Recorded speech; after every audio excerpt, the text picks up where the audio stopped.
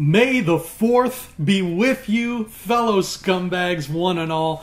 Andrew Fantasia here, wishing you a very happy Star Wars Day. Here's a fun fact. Star Wars Day was actually invented by the ancient Romans as a method of waking up earlier so that they could get the drop on invading armies. Another fun fact, that last fun fact was a giant lie. But that's not what we're here to talk about today. This is high ground, and I think it's a little bit overdue for me to talk about this. This is Last Shot by Daniel Jose Older, and this came out a little under a month ago. And it took me about a couple of weeks to get through it, and I figured, I better start getting high grounds up on this because Solo heat is coming down on us like a storm from the heavens. The buzzing rage of Infinity War has washed over us, and now slowly but surely all eyes are turning to everybody's favorite scoundrel, and this is one of the tie-in books for our upcoming Solo movie. Now, you may or may not know this, but Last Shot actually has two alternate covers. If you look on the inside of the cover, you'll see that there's actually a Han Solo cover as well, and it's reversible. You can see there, it's like, flip it over if you want the Lando cover instead. And I ended up doing that because Lando is just cool. And I like yellow and aqua. It's a nice combo. Don't judge me. So what is Last Shot all about? Is it worth the read? How does it stack up in terms of other Star Wars books? Well, the short answer is, yeah, it's worth a read. The long answer is, parts of it are worth a read. And here's what I mean by that. I've said countless times on Rebel Scum podcast before that what I love about new Star Wars tales coming out is I love not knowing when they're going to take place. I mean, if Pablo Hidalgo announced today there's going to be a new book coming out in the summer, and it's going to be a really big novel, and it's going to be very intense, the first question that runs through my brain is, which time period are they going to set it in? Because there's so much room to play with. And with Last Shot, my favorite aspect of this is that Daniel Jose Older really got creative with the time period. Because Last Shot takes place a few years after Return of the Jedi. It's in fact 2 years after Aftermath Empire's End. So 2 years after the Battle of Jakku, Ben Solo is a 2-year-old, he's a toddler, and he's running around being cutesy and not at all like Kylo Ren. It's the future. It's that sweet spot between Return of the Jedi and Force Awakens, that spot that we all want to know more about. We get more of that, the life and times of our rebellion heroes after the rebellion. No Luke, though. You won't find Luke Skywalker in this book. Remember we kept saying after Last Jedi we'd get more and more Luke stuff, but they're still holding back on Luke. He's not anywhere to be seen in this, and I think he's only mentioned like once. It focuses, as you can tell, primarily on Han and Lando. But what I like about this time period, what they got creative with was Lando, something catches up to Lando from his past. In fact, it takes over Cloud City, which he is now, he's taken Cloud City back from the Empire.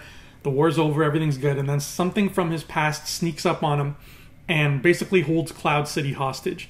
And Lando goes running to Han and says, Han, you remember this thing from your past and from my past? Well, it's back and it's pissed. And we're both kind of to blame, so we got to deal with this. And interspersed throughout the book, we get flashbacks to 3 different time periods in the past. The first time period takes place 10 years before this. So this is about 3 years before Han meets Luke and Leia. And apparently he is Alden Ehrenreich Han during these flashbacks. He's young Han.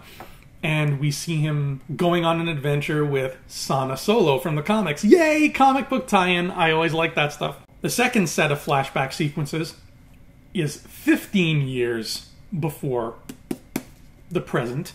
And it focuses on young Lando, the Donald Glover version of Lando, on an adventure with his droid L337. And finally, the third set of flashbacks takes place 20 years before the present, just after the Clone Wars, a couple years after the Clone Wars ended, and those flashbacks detail the origins of the book's villain. And the book's villain is a really interesting villain. It's a guy by the name of Fyzen Gor. Fyzen Gor is an Utapawan, and he's like a mad doctor. He is under the assumption that organic beings are inferior to droids. So his idea of salvation is to fuse them together and create droid-human hybrids because he thinks that's the way of the future. This guy would love Darth Vader. Get them in a room together, they can have some tea, maybe some aperitifs, dunk a few biscuits in the tea, just sit around and talk about how great it is to not be fully human. Maybe General Grievous could join them if he was still alive. Except Grievous did occupy Utapau, which is Fyzen Gor's planet, so that would make for some awkward tea time conversation. But that's the plot of Last Shot. That's basically the structure of it, is you've got these flashbacks detailing Han and Lando's past involving Fyzen Gor, and the present where Fyzen Gor comes back after them after so many years and is like, I want revenge, and this time you're not going to stop me. And therein we have our plot. And I think that's a pretty darn good plot. I love that idea. Every Star Wars time period has something great about it that makes us love it. And the fact that we got more than one time period in this book, that makes me smile a lot. I really like that happened. Now, the first few chapters of this book are by far my favorite part, because we pick up, like I said, 2 years after Empire's End. We get to see just the progression of these characters and where they're at in their lives. And Han is, starting his new life with Leia, and Lando's starting his new life on Cloud City. And then the trouble happens, and Lando goes running to Han for help. And those interactions between Han and Lando when they reunite are friggin' hilarious. The first 5 chapters of this book, I would say, is the funniest, hands down, the funniest literature we have gotten in new canon so far. The way Han and Lando feed off each other, the way they take little jabs at each other, the way Leia kind of just sits there smirking like she's enjoying it, and when somebody tries to take a jab at her, she's like, I'm not having that. Don't screw with me. And there's even a lot of great humor between Han and Mon Mothma, which is really surprising. In terms of just making me laugh, the opening chapters of Last Shot, 10 out of 10. Like, that was outstanding. Then their quest gets underway, and Han and Lando take off and go looking for Fyzen Gor and trying to solve this dilemma. And that's when we really start getting heavily into the flashbacks and seeing what young Han and young Lando were doing that pissed Fyzen Gor off so long ago. Now, Chewbacca is not with them. Chewbacca's back with his family on Kashyyyk, so Han and Lando realize fairly quickly they need to assemble a crew, put a team together so that they can solve this problem. And they do that. They get a crew. Lando has a girlfriend. Oh, she's a Twi'lek girl by the name of Kasha. And their relationship is really cool because she's the first girl that, Lando thinks, hey, I could settle down with this lady. And Kasha's really cool, and she kind of feels the same way about Lando. So they have this really interesting dynamic, and they play off each other well. Kasha's part of their crew. They meet a pilot named Taka Jamarisa, and Taka becomes their pilot, flying the ship wherever Han and Lando need to go. Lando has an Ugnaught, who is just sort of like his version of Chewbacca, who kind of runs around with him. I forget the Ugnaught's name. But the best by far is Pikpa the Ewok. That's right, there's an Ewok in this book, and she is a slicer. She's a computer slicer. She's really good with electronics and stuff, and that's amazing because, that there's so much lore to be gleaned just from the fact that Pikpa exists. Because what does that tell you? It tells you that after the Battle of Endor, the rebellion stuck around in Endor and was like, hey, these teddy bears, they're all right. They're good people. And they said, hey, who wants to come on our ship and, meet some other folks from across the galaxy? And a bunch of Ewoks were like, and so they went along and joined the New Republic and learned how to use computers. And now we have Pikpa, and she is a computer genius. And then last but not least, they do end up recruiting Chewbacca. They go to Kashyyyk and ask for his help. So Chewbacca does end up joining the crew. And that's our crew of people. And also, fun fact, there's a moment in this book that is going to make James Razile very happy when he finally gets around to it. We get a scene where an Ewok and a Gungan meet each other and become instant friends. The crew's adventure takes them to this old Imperial prison planet called Substation Grimdock. And the guy working, I guess, reception, front desk at this prison is a Gungan. And he's a very smart-assed, snarky Gungan. And when the crew meets up with him, Han assumes that this Gungan speaks the way we're familiar with. And he's like, hello, Misa Han Solo. He tries to, talk to the Gungan on his level. And this Gungan's like, buddy, you don't have to talk to me like that. I speak basic. I'm fine. That in itself is a great moment. But then the Gungan goes on, and he's very snarky, and he's yapping away. I picture Steve Buscemi playing this Gungan, just the way he's written. He's not really a huge fan of Solo, like they kind of get off on the wrong foot, but Peekba starts talking to the Gungan, and they hit it off, and they're just like having this little back and forth. And you've heard it before, James has always said, how great would it have been if in Force Awakens, in one corner of Maz's castle, we just saw a Gungan and an Ewok just hanging out, just yakking away, killing time. And we got that. We got that scene. Daniel Jose Older must have been watching Rebel Scum podcast. He's probably a fan, just like Kathleen Kennedy and J.J. Abrams are. And he probably saw that and said, I am going to make James Brazile's dreams come true. And lo and behold, there they are.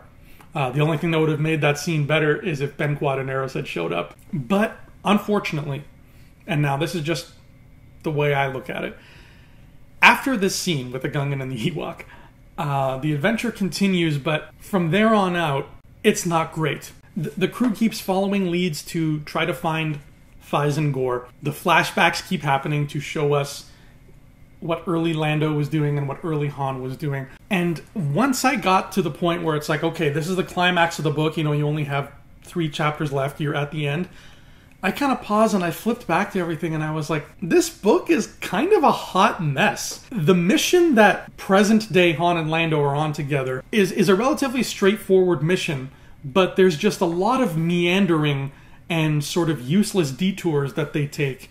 Like when they go to the prison planet and that Gungan guy is there and they talk to him, that's a fun scene, but maybe I'm wrong. Maybe I'm forgetting a detail. But the person they were looking for on the prison planet was not there, so I don't think that there was any point to that. People talk about Canto Bight in The Last Jedi being sort of an irrelevant diversion. Well, this felt even more so. It really felt like they go to this prison and it's like, oh, we have to run now because people are shooting at us and there's a Gungan and he's cool and he's on our side, and then the Gungan just kind of disappears. He doesn't join them. And then they're like, well, we got away. Let's keep going somewhere else now. Again, maybe I missed something. Maybe I missed like a key component in that scene that drives the plot forward.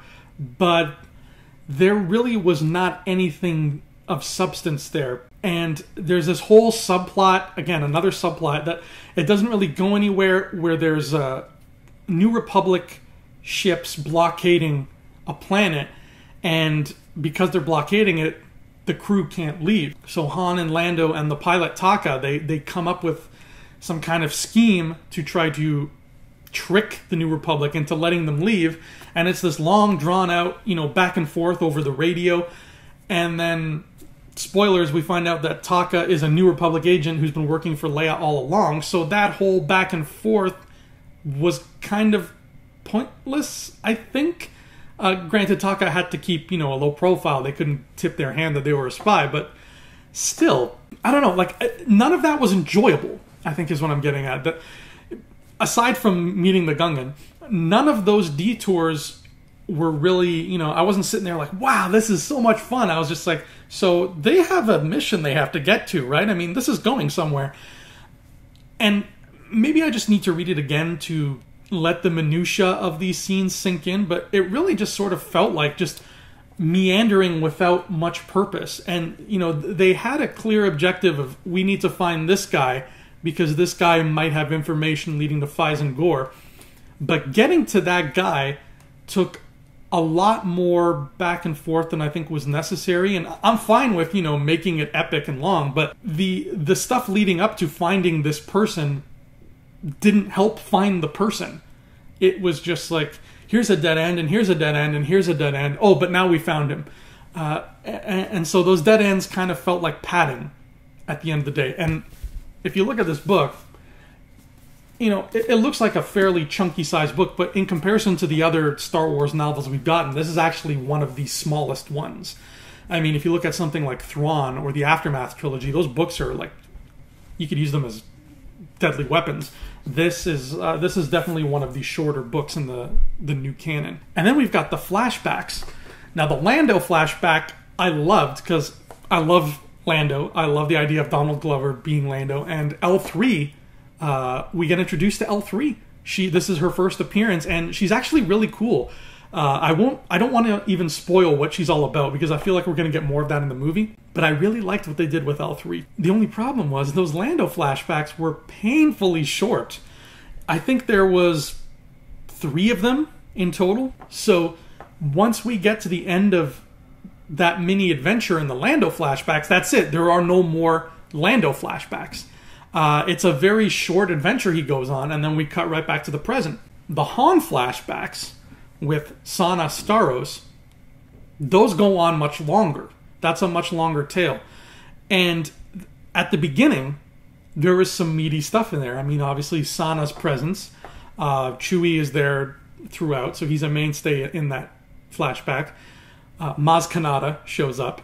And we even get a taste of Kira from the upcoming movie. We don't see her. They don't even say her name. But there are some little chunks of dialogue where it's clear Han is pining for somebody in his past who hurt him.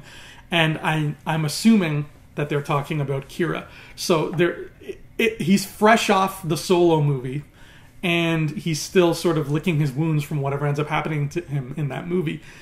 So it starts off at a very interesting place. But then as these Han flashbacks continue, he's doing this smuggling job with Sana, and they end up crossing paths with Fyzen Gor. And then all of a sudden, and again, maybe I just need to read it again and see if I missed something, but all of a sudden, they're doing the smuggling job, and then there's these weird aliens that they're interacting with, and the aliens are like these little guys in mech suits, and they have like super thick, like comical, cartoony French accents, and Han is holding one of them hostage, and then a bunch of them come on the ship, and they're all like, "Oh, mon ami, we are gangsters from space, no?" And I'm like, what is happening? And by the end of it, I got to the end of the Han flashbacks, and, something happens that makes it evident, like, that's the end of the Han flashbacks. Now we're just sticking with the present. And when I got to that point, I look back and I'm like, most of those Han flashbacks were so bad they were almost unreadable. Like, it started off cool where he's hurting from possibly Kira, and he's hooking up with Sana, and they're doing jobs together, and he's on Takodana, and he's talking to Maz. But those, they're over in the blink of an eye, and before you know it, he's running around punching Imperials when he doesn't necessarily need to, and then chasing after Fyzen Gor, and then like almost catching him but not, and then all of a sudden there's these French aliens, and I'm just like, what is going on? And it was just a mess. Like, it was an absolute mess. I hope I'm wrong. I hope I'm just missing something. But it really... Those Han flashbacks really turned me off. I don't know what it was about them, but they just felt like absolute worthless story. Like just not like I was reading nothing. The final half of the Han flashback story was like on par with Heir to the Jedi for like the worst new canon stuff we've had so far. It was just a mess. And then at the end of it all, we get, a climax and a big action sequence. And it just kind of fell flat towards the end. Fyzen Gor confronts them, and there's a battle, and there's sort of a ticking clock that happens because he's got this big plan where he is going to activate a beacon that will make every droid in the galaxy become murderous and just kill every organic they see. And this is neat. This is really cool. This is like, if you've ever seen the movie Kingsman, The Secret Service, when Samuel L. Jackson turns on that satellite thing that starts making people go crazy and want to kill whatever they see. It's just like that. And I was like, oh, this is really cool. The droids are going to turn on everybody. And they established this very early on in the book where little Ben Solo is running around the house being taken care of by nanny droids. So when Fyzen Gor flips the switch, you know, Ben Solo's just sitting alone in his room playing with toys, and the nanny droid kind of turns and looks at him and is like, kill human. And you're like, oh, snap, this is getting real. I love that aspect. And I wish they had played with that more. I wish they had turned that into more of a big deal, more of a suspenseful thing. But unfortunately, A, there's no suspense because we know Ben Solo is going to be around for a long time. And B, that scene is literally like a paragraph long, and then the suspense is over and we cut back to, you know, the fight with Phison, and Han and Lando stop him. And Phison gets taken out really easily. I mean, he spends the whole book evading capture and evading death, and then literally during this fight, somebody's just like, there he is. The end. By the end of it all, the climax really was not so much a climax as it was a speed bump. You know, it didn't go, wow! Ooh, it just went, whoop, okay, we did it, we won. Let's move on now. At the end of the day, that's just not very exciting. So, I don't want to poo-poo all over this book, because like I said, there are parts of it that I really, really like. I think they nailed Han and Lando, period. Daniel Jose Older, this guy can write Han and Lando to a T perfectly. And I actually really, really love, like I mentioned earlier, I don't even want to spoil it because it's so fun, but I really love what he does with Mon Mothma. It's worth the price of admission for those. And also L337 is a great character and I want to know more about her.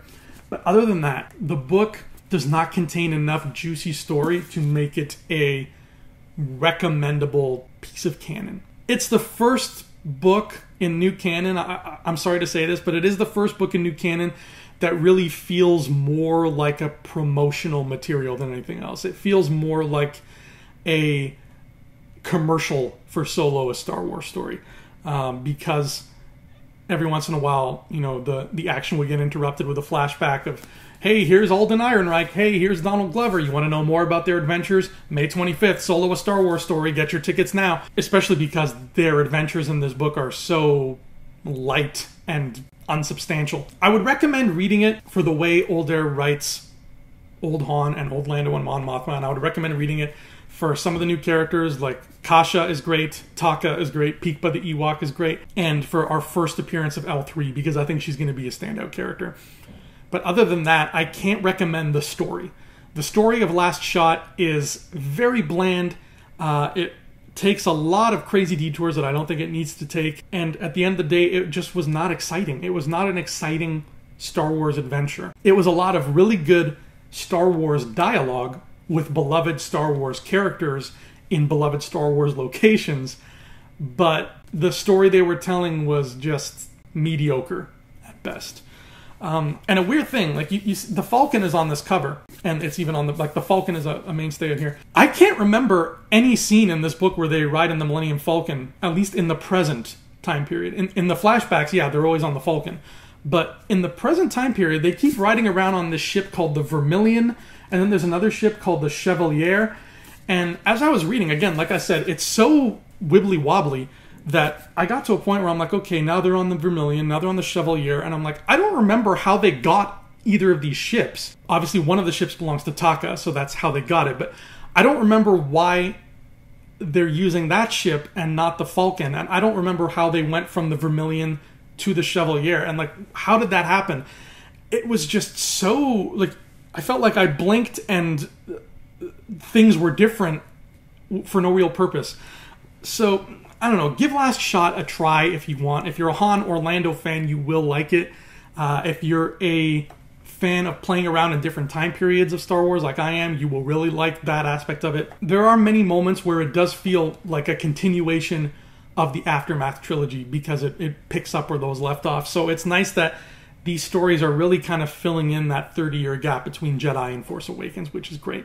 So that's Star Wars Last Shot. Read at your own risk. Maybe you'll enjoy it better than I did. I hope. I hope you have fun with it because I think Daniel Jose Older does a great job for the most part. It's just the story he told did not really hit me the way I wanted it to. But thank you so much for watching High Ground. I'm Andrew Fantasia. I hope the rest of your Star Wars day is as sexy and productive as possible. I'll see you next time, scumbags. Until then, may the force of others be with you. Hey scumbags, thanks for watching. Don't forget to give us a thumbs up on our video. As always, please subscribe to our YouTube channel. Rebel Scum Podcast for all the latest videos.